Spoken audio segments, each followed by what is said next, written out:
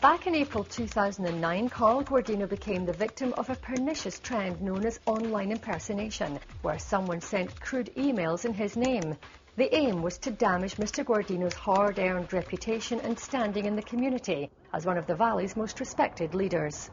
It was an awful email that went to business, labor, government, and community leaders, at least hundreds, if not thousands. Well, several people reached out to let me know, but think of the hundreds or more who didn't reach out, who might have then been left with that impression of wondering or believing that that was me. And currently, it's not against the law. Mr. Guardino turned to his state senator for help when the law, written in the 1870s before Facebook and Gmail, failed him. Senator Joe Simitian's bill is one of the strongest efforts in the country to make the perpetrators pay for this crime. Our identity is probably the most personal thing we have.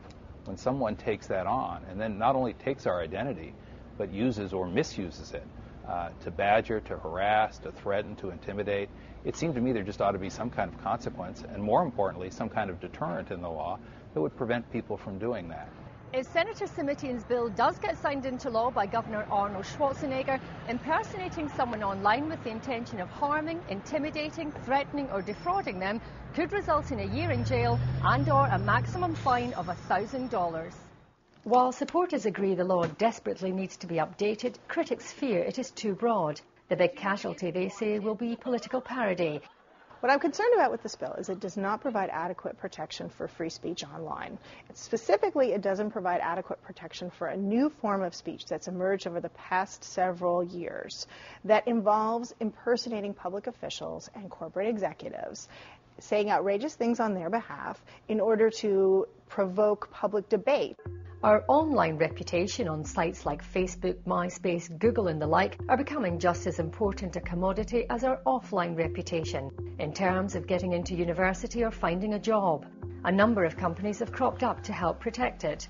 This is Privacy Defender. Privacy Defender is Reputation Defender's free app to fix your privacy settings on Facebook. Reputation Defender is the biggest in the business, with clients in over 100 countries.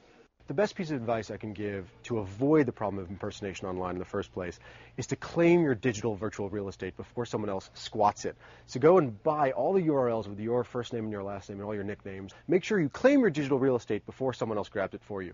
Given that the internet has no borders, some academics believe enforcement of this bill, if it becomes law, could be a problem. However, they say it might have a positive effect in helping change attitudes about what is permissible online. Maggie Shiels, BBC News, California.